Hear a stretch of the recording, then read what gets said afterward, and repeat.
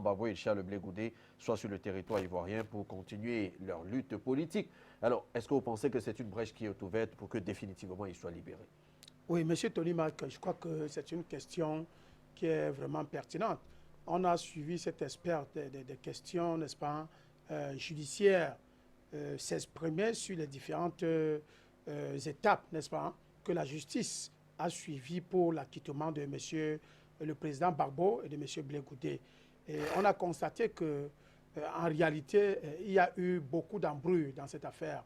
D'abord, les éléments, n'est-ce pas, de preuves qui ont été présentés par Madame la procureure Bensouda étaient complètement nuls. C'est-à-dire que ça ne pourrait pas consister une affaire pénale au niveau de la Cour pénale internationale et qu'elle est partie d'elle-même sur le plan de la fantaisie judiciaire pour demander l'instruction d'une telle affaire qui était très compliquée, qui est partie de la crise post-électorale en Côte d'Ivoire et qu'elle avait choisi nommément deux hautes personnalités, à savoir le président qui était en poste, M.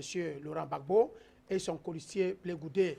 Elle n'avait aucun élément patent, aucun élément flagrant contre ces deux grandes personnalités, mais elle s'est amusée quand même à instruire cela parce qu'il y avait un plan machiavélique qui était ici manigancé par la France sous l'auspice de M. Nicolas Sarkozy à son époque, le porteur de valises des Occidentaux en Afrique.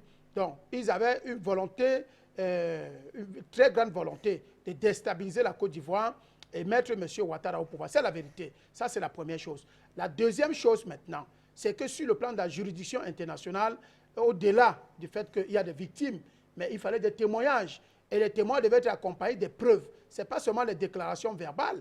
Il faut apporter des preuves. Les preuves, ça peut être des images, ça peut être la vidéo, ça peut être un élément patent quelconque. C'est-à-dire qu'on a une ou deux personnes qui ont assisté à la scène et qui peuvent corroborer. Et ça, on avait auditionné, je peux dire, des milliers de personnes en Côte d'Ivoire. Madame Bensouda s'était amusée à utiliser l'argent de la Cour pénale internationale. Bon, ça vient des États-Unis et de la France, c'est normal, n'est-ce pas? Pour chercher ici à culpabiliser M. Gbagbo. Deux étapes ont été franchies par M. Gbagbo et Blé Goudé.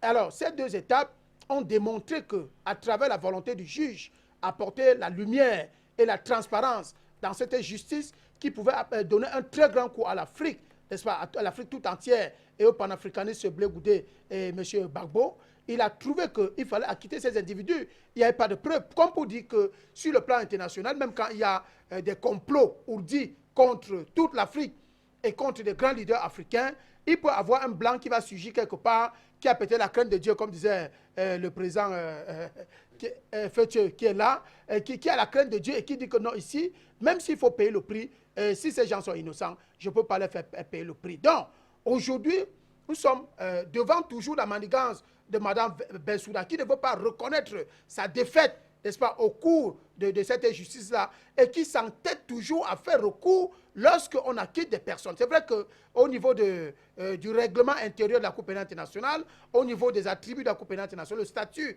de Rome, ça lui donne toujours la possibilité de faire recours. Mais quand le juge a, n'est-ce pas, remis en cause la procédure que vous avez engagée, vous devez aussi avoir de l'humilité pour dire que, bon, ici, je sais que j'ai mal engagé ma procédure contre X et Y en tant que représentant, n'est-ce pas, de cette cour-là, et que vous laissez tomber, mais qu'elle s'entête toujours à vouloir poursuivre et maintenir ces grandes personnalités en prison, n'est-ce pas, en détention, et, n'est-ce pas, ou sous surveillance judiciaire, parce que son orgueil est au-dessus de la justice elle-même. C'est-à-dire que la vraie justice, la justice telle qu'on la présente au niveau de la Cour pénale internationale, n'est-ce pas? Et que son orgueil continue toujours à prendre le dessus. Alors, Mme Bensouda, cette fois-ci, elle est prise dans son propre piège. Elle ne peut plus faire en sorte qu'on maintienne M. Gbagbo. Parce que vous n'êtes plus dans la concession, dans la barrière de la Cour pénale internationale, vous êtes plus incarcéré.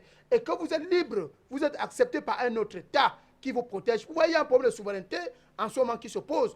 Il y a un déplacement de la juridiction internationale à une juridiction d'État. Et d'abord, qui a essayé, et vous savez qu'il y a la Belgique et il y a la Suisse qui sont des États neutres au niveau de certaines juridictions internationales, même si elles abritent la Cour pénale internationale. Donc, M. Gbagbo, étant départi de cette juridiction, étant libre, mais mis sous condition, et que cette condition sur la première chambre administrative a reconnu que ces deux individus ne reconnaissent rien, donc ne sont pas coupables, donc doivent avoir entièrement la liberté. Moi, je crois que l'arrivée de M. Gbagbo et Blé Gouda en Côte d'Ivoire, donc à Abidjan, est très attendue par le peuple abidjanais et ivoirien.